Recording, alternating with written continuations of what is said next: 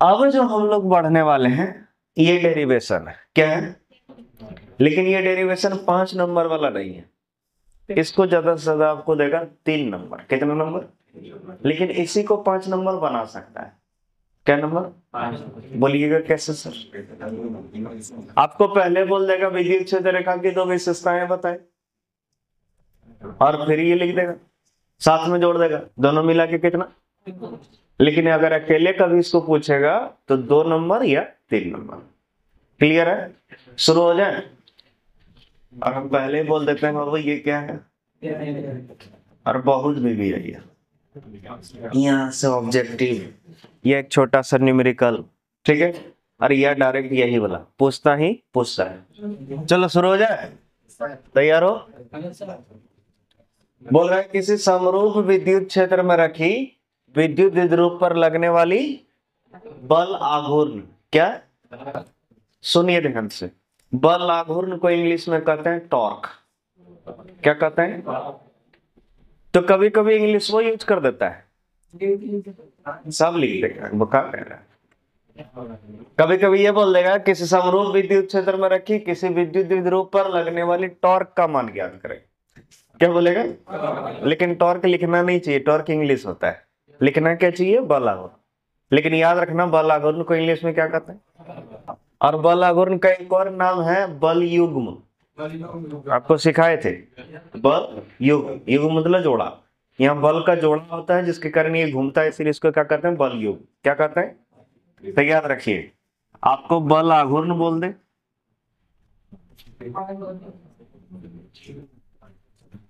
क्या बोल दे, या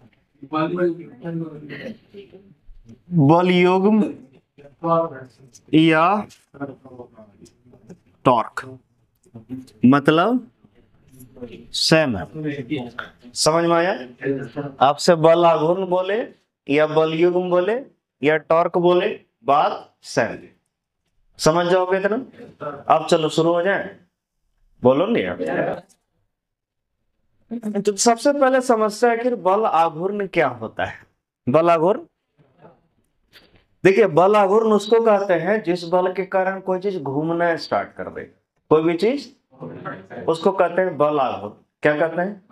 पंखा देखा, पंखा ऐसे होता है, घूम रहा है, इसका मतलब इस पर बल आघूर्ण लग रहा है। क्या लग रहा है? कभी दरवाजा देखा? मैं देखा, दिखाते हैं दोनों, वो दरवाजा है, हाँ जरा खोल के, जरा से खोल के दिखाओ, देखो, हाँ देखना सबके सीधे, और फिर लगाओ। तो ये जो किया अभी काम नहीं, बल आघूर्ण लगाया। बोलो क्यों? ऐसे था, ऐसे करके घुमाया, बोलो घुमा रहा है कि नहीं? घुमा एक दरवाजा, क्लियर है। और कोई भी चीज घूमता है इसका मतलब क्या लग रहा है? लट्टू देखा, लट्टू, उसको घुमाए होगे जो तुम लोग, इसका मतलब बल आघूर्ण लगाए। क्या लगाए? हाँ, साइकिल का जो चक्का जो घुमाते हैं बल आघूर्ण लगाते हैं। हाँ सही बात। और 11 में याद करो, चापाकल उपाकल सब बताए थे, चापाकल चलाने वाला स्टाइल भी सिखाए थे, याद होगा? नहीं सिखाए थे? हम बोले थे किनारे से चलाओगे तो आसान लगेगा, जैसे जैसे नजदीक जाओगे वैसे वैसे ज्यादा बल लगेगा। क्यों लगेगा? क्योंकि बल आघूर्ण का हम फॉर्मूला पढ़ाए थे, टाउ बराबर था R F sine theta. R F, R मतलब दूरी, दूरी बढ़ाओगे तो बल आघूर्ण बढ़ जाएगा, दूरी बढ़ाओगे तो, और बल आघूर्ण बढ़ जाएगा तो आसानी से घूमेगा। और नहीं विश्वास है, चापाकल का हैंडल देखना चला के, किनारे से चलाओगे आसानी से चलेगा, जितना नजदीक जाओगे दूरी घटता जाएगा, आपसे दूरी, इसीलिए बल बढ़ता जाएगा। ठीक है, तो आपको ये याद रखना है फॉर्मूला, टाउ बराबर R F sine theta, R F sine theta. R मतलब दूरी, आर मतलब, एफ मतलब बल, और साइन थीटा मतलब दोनों के बीच का कोण। समझ में आ गया? अब जहां तक बात है, अब आप लोग तैयार हो चुके हैं शुरुआत करने के लिए, करें? चलो शुरू हो जाए। किस समरूप विद्युत क्षेत्र में रखी विद्युत द्विध्रुव पर लगने वाला बल आघूर्ण। सुनिए, बल आघूर्ण मतलब जब कोई चीज घूमता है तभी माना जाता है कि उस पर क्या लग रहा है? तो चलिए सबसे पहले देखते हैं, जब विद्युत क्षेत्र में जब रखेंगे विद्युत द्विध्रुव को, तो घूम रहा है या नहीं घूम रहा है। शुरू हो जाए।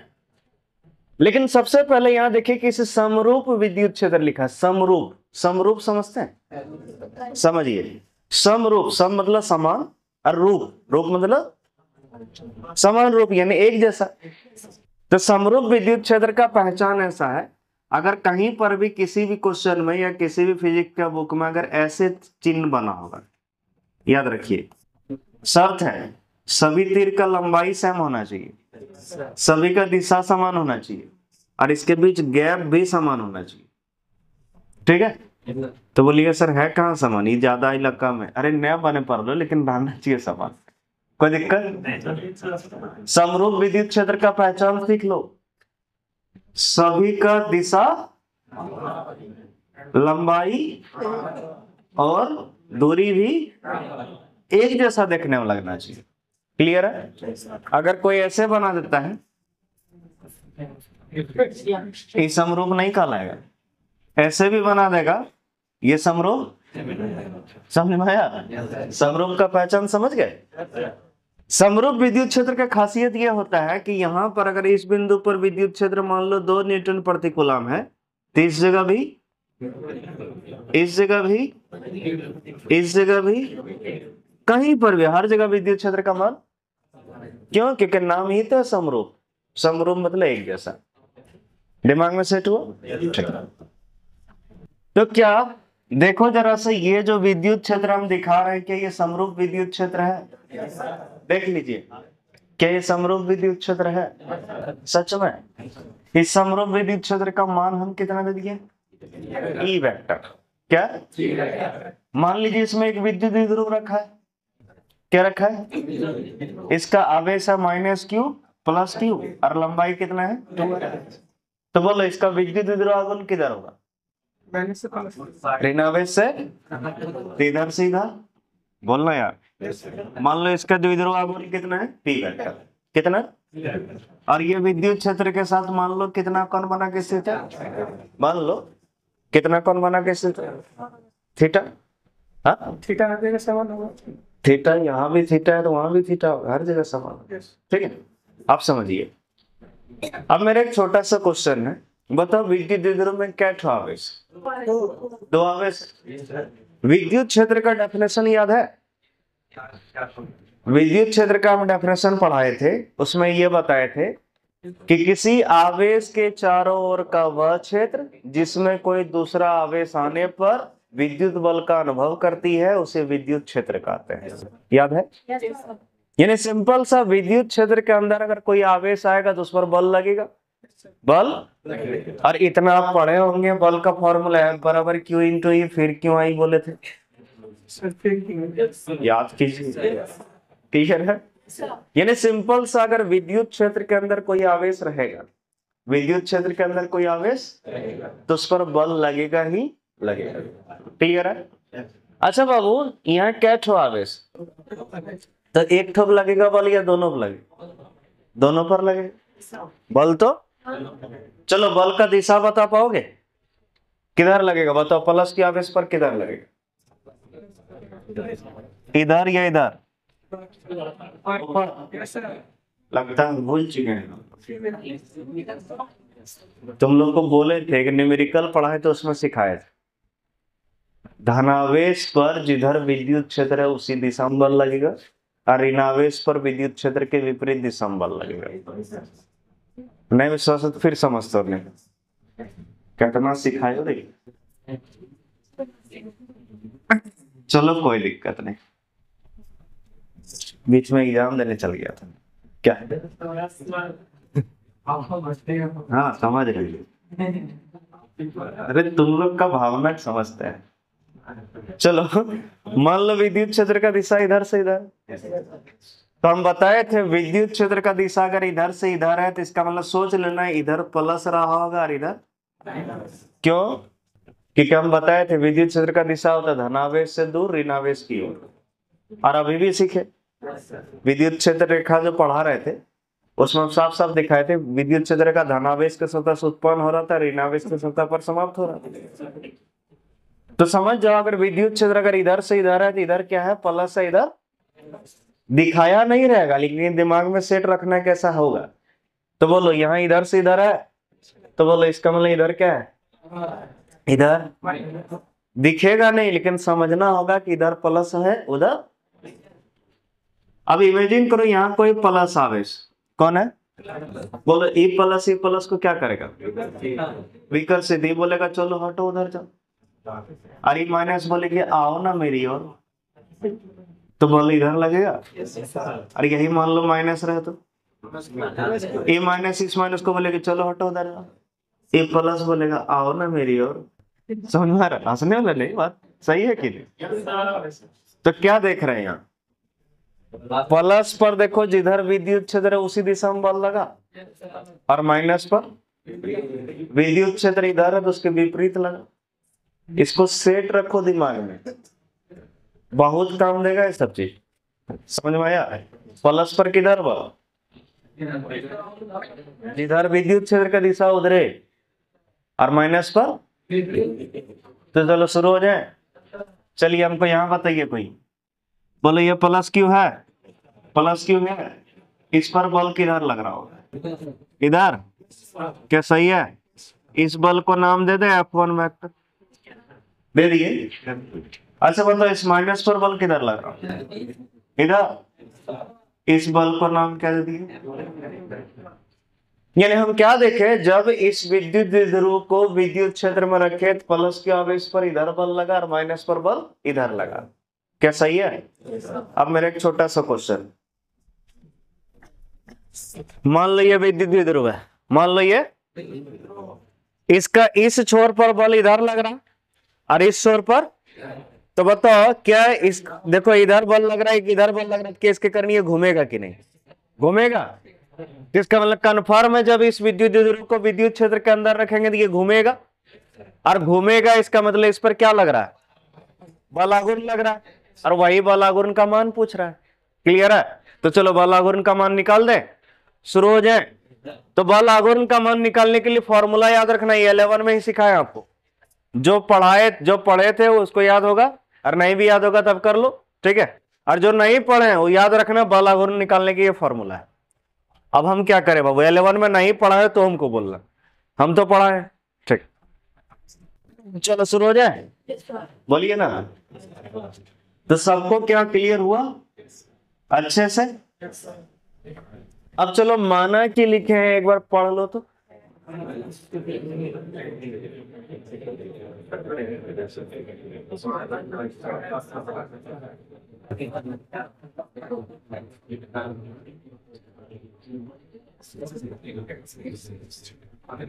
शुरू हो जाए, कन्फर्म। चलो देखते हैं बाबू, इसको पढ़ के समझ में आया क्या हम समझाएं। अरे फिगर में जो किए हैं वही लिखा, लेकिन सुनो एक चीज बता देना चाहते हैं, झारखंड बोर्ड में कभी भी आएगा तो 3 नंबर में, कितना नंबर में, तो डायग्राम बनाना, माना के लिखना, उसके बाद जो प्रूफ करवाएंगे कर देना, कोई दिक्कत। लेकिन बिहार बोर्ड में आता है जनरली कितना नंबर, तो खाली फिगर बनाना और शुरू हो जाना, माना के लिखने की कोई जरूरत 2 नंबरों का लिखना, क्या है ना, सही बात है कि। चलो शुरू हो जाए, स्टेप समझो करने में क्या वाले हैं। हम सबसे पहला काम करने वाले हैं, इस प्लस के आवेश पर लगने वाला बल और माइनस के आवेश पर लगने वाला बल का मान निकालेंगे। क्लियर है पहला। और दूसरा काम क्या करेंगे, बलाघूर्ण का फॉर्मूला पर उस बल का मान रख देंगे, आंसर निकाल लेंगे। आसान है, मात्र छोटा सा स्टेप है। शुरू हो जाए तो देखिए, अब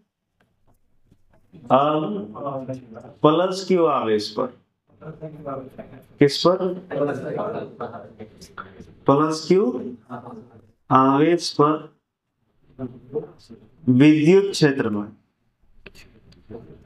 विद्युत क्षेत्र में लगने वाली बल, ठीक है। कौन आवेश पर, कहां पर, विद्युत क्षेत्र में लगने वाली, बोलो जी। प्लस के आवेश पर जो बल लग रहा है उसका नाम F2 दिए हैं, F1 दिए हैं। हाँ हाँ प्लस क्यू ये है ना, ओ हमको नहीं पता मास्टर। इस पर बल कितना लग रहा है, तो लीजिए F1 क्या, याद करो बल निकालने के लिए हमको पता होना चाहिए आवेश और विद्युत क्षेत्र।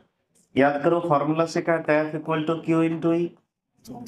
फिर क्यों आएगा, तो चलो बल इस पर निकालना है।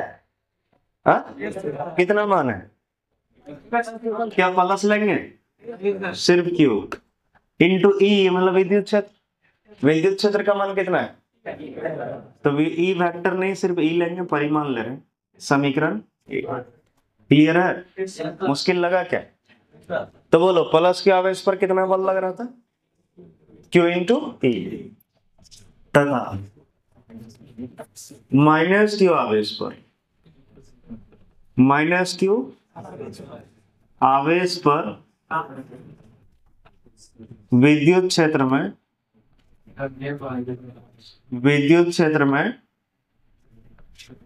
लगने वाली बल, बल बोलो माइनस के आवेश पर कितना बल लग रहा है, बोलो फॉर्मूला। आवेश बताओ माइनस क्यू या सिर्फ क्यू, क्यू माइनस नहीं लेते हैं। और विद्युत क्षेत्र कितना, ई वेक्टर सिर्फ परिमाण ले रहे हैं, इसमें वेक्टर नहीं लगता। समीकरण तो चलो F1 का मान देखो और F2 का मान देखो, बराबर है, बराबर है, कंफर्म, ठीक है। और सही बात है, बल आघूर्ण जब भी लगता है याद रखिए दोनों बल का मान बराबर होना चाहिए, दोनों बल का मान। क्यों, जितना बल इधर लगेगा उतने इधर लगेगा, तब ना अच्छे से घूमेगा। इधर ज्यादा लगे इधर कम लगे तो क्या होगा, ये छरकेगा, घूम थोड़े पाएगा। घूमने के लिए जितना बल इधर उतने बल इधर। समझ में आ रहा है मेरा बात, कंफर्म ना, ठीक।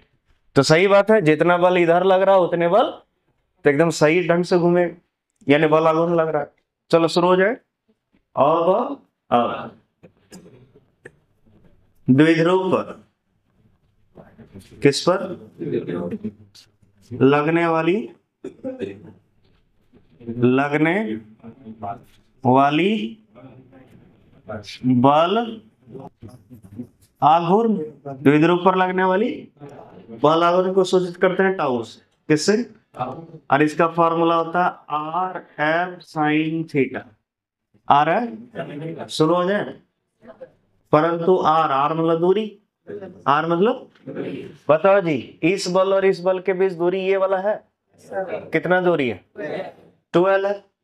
तो बोलो आर की जगह, सही है, तथा एफ, एफ यानी फोर्स, एफ यानी कौन वाला ले, ये वाला ले या फिर ये वाला ले। सुनो अगर F1 लोगे तो लिखना होगा Q इंटू ई, और F2 लोगे लिखना होगा Q गुना ई। बोलो Q इंटू ई ले या Q गुना ई ले, चलिए कोई भी ले लीजिए, बात बराबर। क्या सही है, अब कुछ नहीं करना है, R का वैल्यू रखना है, F का वैल्यू रखना है, शुरू हो जाना, ठीक। आगे बढ़े, नहीं टाउ बराबर क्या है, शुरू हो जाए। बोलिए आर के जगह, एफ के जगह इनटू, सही है। चलो 12 इंटू क्यू ई इंटू, क्या यहां तक आया। अच्छा टाउ बराबर ऐसे लिखे, ध्यान से देखना, पहले क्यू फिर इंटू 12 फिर इंटू ई फिर साइन थीटा, ऐसे लिख सकते हैं क्या, सोच लो, देख लो सही लिखे हैं गलत, अरे कुछ नहीं किए हैं, क्यू को आगे किए हैं बस, और वही चीज है। तो बोलिएगा सर ऐसा क्यों लिखे, याद करो क्यू इंटू 12 को कहते हैं पी, याद है, इसीलिए टाउ बराबर पी ई साइन, आंसर। मुश्किल लगा, एक जरा सब देखो कितना आसान था। सबसे पहले प्लस के आवेश पर बल निकाले, फिर माइनस के आवेश पर बल निकाले, बल आघूर्ण का फॉर्मूला पर रख दिए, आंसर आ गया। मुश्किल था, लेकिन सच बताएं ईमानदारी से, हम अगर रहते एग्जामिनर तो 3 नंबर से कम में कभी नहीं देते। कारण क्या है भाई, कितनों है कम से कम फिगर तो एक नंबर खाली फिगर है, और इधर कम से कम 2 नंबर नहीं देगा क्या? क्लियर है? चलिए शुरू हो जाए। अब सुनो, बलगुण सदिश राशि है, कौन है? इसलिए इसका सदिश रूप लिखना होगा। कौन रूप? सदिश रूप। दिशा बताने की जरूरत नहीं, सदिश रूप। शुरू हो जाए। सुनिए ध्यान से, इधर देखिए, A vector dot B vector होता है A B cos theta, A B, अच्छा A vector cross B vector A B sine theta, A B याद रहेगा। A vector cross B vector क्या होता है? A B. तो अगर A vector cross B vector A B sine theta होता है, तो मेरा आपसे क्वेश्चन है P vector cross E vector क्या होगा? P sine theta, confirm. तो अगर P vector cross E vector P sine theta होता है, पी, तो क्या पी साइन थीटा को भी इतना लिख सकते हैं? कंफर्म। जरा देखो, पी साइन थीटा है, सदिश रूप है tau vector, tau P E sine theta को क्या हम P vector cross E vector लिख सकते हैं? बोलिए ना, क्लियर है? ऑब्जेक्टिव में बिहार बोर्ड में भी, झारखंड बोर्ड में भी, दोनों एग्जाम में पूछा गया, और एक बार नहीं 2-3 बार पूछा गया। क्लियर है? फॉर्मूला टाउ वेक्टर बराबर P vector cross P vector cross, कोई दिक्कत? अच्छा, अगर लिख दे हम E vector cross P vector, क्या सही लिखे? गलत लिखे हैं? तो बोलिए हाँ सर, 4 गुने 3 कर या 3 गुने 4 कर, बात तो बराबर है दोनों?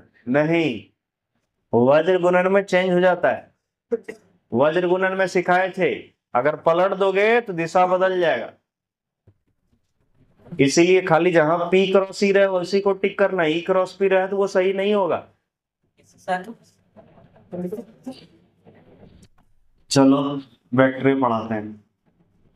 मान लीजिए वेक्टर बी वेक्टर, इसके बीच कौन थीटा है? अगर हम ए वेक्टर क्रॉस बी वेक्टर करेंगे ना, ए वेक्टर क्रॉस, इसका दिशा दक्षिण असंगुठिक नियम से निकालते हैं। तो ए क्रॉस बी करेंगे तो हाथ को ए से बी की ओर मोड़ेंगे तो अंगूठा बाहर आ रहा, लेकिन अगर बी क्रॉस ए करेंगे तो हमको बी से ए की ओर मोड़ना होगा, अंगूठा किधर? दिशा बदल गया, और सदिश में दिशा बदल गया, सदिश बदल गया, सिखाए थे। तो देख रहे, उल्टा लिखने से दिशा बदल जाता है, तो गलत है ना। इसीलिए याद रखना, पी क्रॉस ई लिखना, ई क्रॉस पी, क्योंकि दिशा बदल जाएगा तो गलत हो जाएगा। समझ में आ रहा मेरे बात? ये सब कितना अच्छा से पढ़ा है यार वेक्टर में, देख लेना वेक्टर वाला कॉपी निकाल के।